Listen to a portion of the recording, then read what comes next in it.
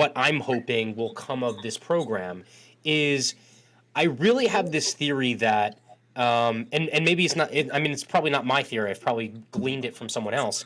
Um, weak people, weak peoples end up with weak leaders.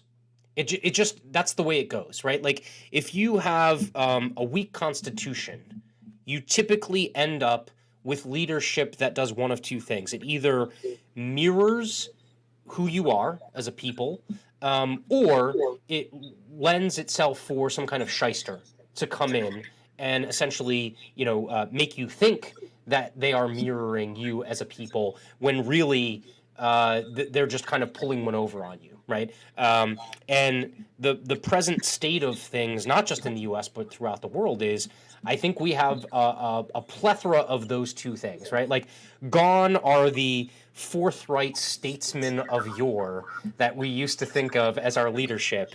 Now we have a bunch of grifters and celebutantes and some really evil freaking people that are in the leadership positions. And I really think it comes from that.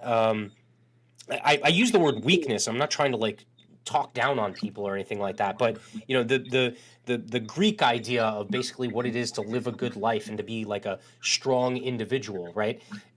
Is I don't think reflected well in the American people or the people of a lot of the industrialized countries on the planet right now, and I think it reflects itself in its leadership.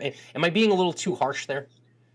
I don't think you're being too harsh. I think that it's wise for you to point out. I think that leaders are reflective of the broad amount of society, and the cream rises to the top, and all these types of things, right?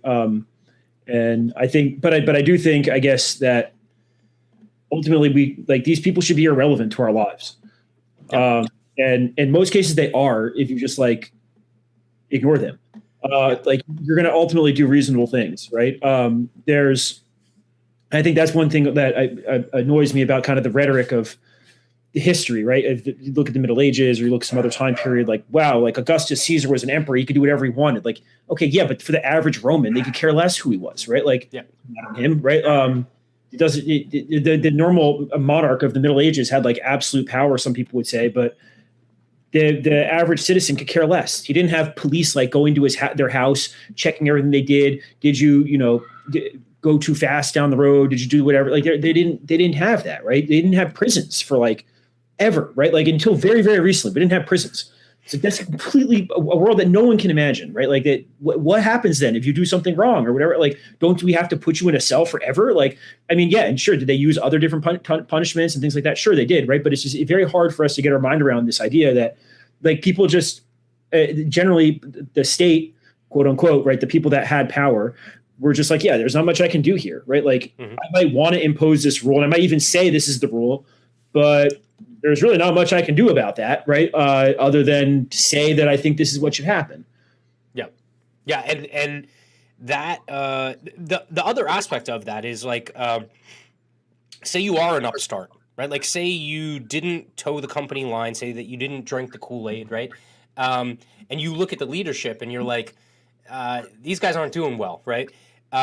You have to have the standing or the rapport or that kind of like forthright nature to be able to call someone out, and not be a hypocrite for it, right? Like, you can't be the drunk calling out someone else for over drinking, right? Like, you can't be that person. And so that's something else I hope that we get out of this is, and by we I mean I myself would like to become a stronger individual, and hopefully as we talk through our kids' education, hopefully as we talk through aspects of maybe self-sustaining food development and being able to grow your own food, or 3D printing technology, or decentralized finance and everything that comes with that. As we talk through all these myriad of issues of being able to kind of like stand on your own 2 feet, I hope it helps people develop tools and resources and skills so that the name of the show is freaking ungovernable, right? and it's not, nihilistic zombie apocalypse, end of the world, we all kill each other, right? Like that's not what it's called.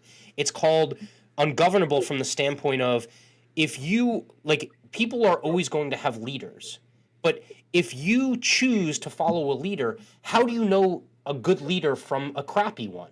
Well, if you yourself are a crappy person, okay, you're not going to be able to determine between the two. And so really that's the point of it, is to develop those skill sets and those tools to say, you know what, I can opt out when I want to. I have the ultimate ability to opt out from the system. But if I do choose to participate in any kind of organized system, I'm participating from a standpoint where I actually have some leverage, I have some knowledge, I have some standing to be able to make a really accurate determination of, what's positive and what's going to be negative in my decision making. And hopefully don't end up falling prey to demagogues who make you think that they're the alpha when truthfully all they are is, someone who's trying to take advantage of you. So